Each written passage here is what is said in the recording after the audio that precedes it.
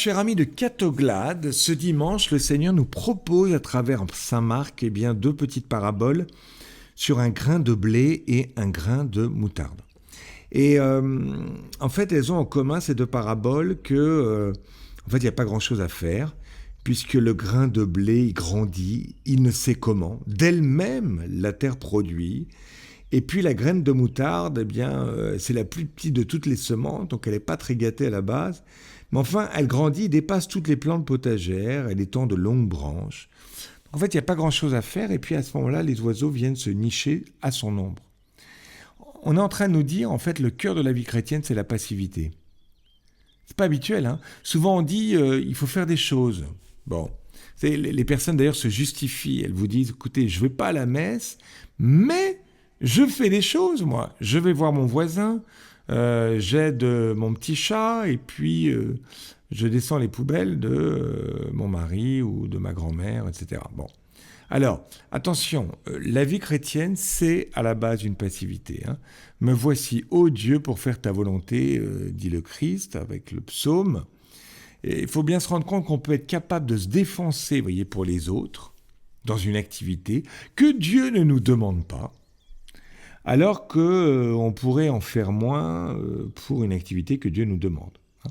Quand je pense à la prière est un mystère de passivité. C'est un commandement, la prière, prier sans cesse, bon. Et comme c'est dur de prier, comme c'est dur de ne rien faire. Alors, je voudrais vraiment replacer cette parabole dans les paraboles de saint Marc, qui sont toutes regroupées, les paraboles dans le chapitre 4. Vous avez d'abord la parabole du terrain, ou des terrains, parce qu'il y a plusieurs terrains. Souvent, on l'appelle la parabole du semeur. Enfin, comme on ne parle pas du tout du semeur ni de la semence, ça ne sert à rien de parler d'une parabole du semeur, mais plutôt de la parabole des terrains. Il y a 3 terrains, un terrain rocailleux, un terrain qui est là, mais enfin, comme on sème à côté, il n'y a pas de terrain du tout, et puis un terrain avec des épines. Et tout le travail, ça va être de préparer ce terrain. Donc la vie chrétienne, il y a une dimension active, apparemment, à certains moments, et puis on prépare le terrain, et puis là, aujourd'hui, il y a une dimension passive. Et ce qui n'est pas facile, c'est de déterminer quelle parabole je dois vivre. La parabole des terrains ou la parabole du grain de blé ou du grain de moutarde. Est-ce que je dois consentir ou est-ce que je dois agir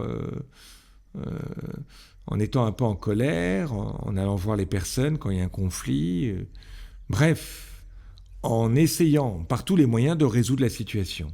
Hein. Vous voyez, vous avez une difficulté avec un conjoint, avec un groupe, avec une communauté, vous pouvez dire « Ah, je vais parler, je vais clamer haut et fort que c'est pas juste, etc. » Je vais prendre les moyens. Et puis vous pouvez dire, inversement, « On me marche sur les pieds, mais c'est pas très grave. Il n'y a pas mort d'homme. » Et je pense droitement en discernant que c'est mieux que je ne dise rien. Hein. Une Jeanne Jugan, par exemple, vous relirez sa biographie, elle n'a rien dit alors qu'on a piétiné son travail. À l'inverse, vous avez des gens qui ne disent rien, un peu l'image du faux pacifique, celui qui a la chemise Hawaï, très tranquille, très en paix. En fait, il se moque de tout le monde. Vous pouvez, entre guillemets, crever sur le bord du terrain, de la route, il ne va pas venir vous chercher et ouvrir sa voiture. Il est zen, mais sa zénitude cache finalement un certain mépris du monde et des autres. Bon.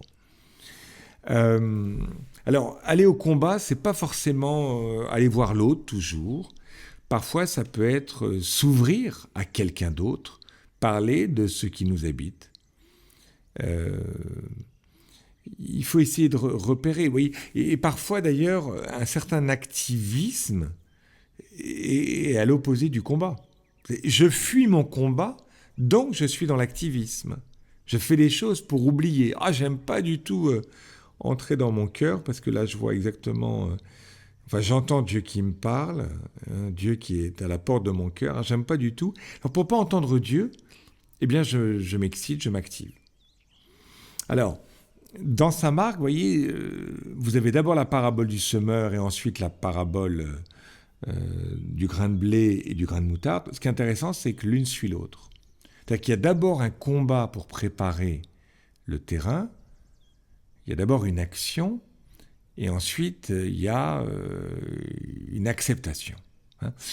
Vous voyez, une situation qui ne va pas, il faut d'abord se dire comment on enlève les épines et les cailloux.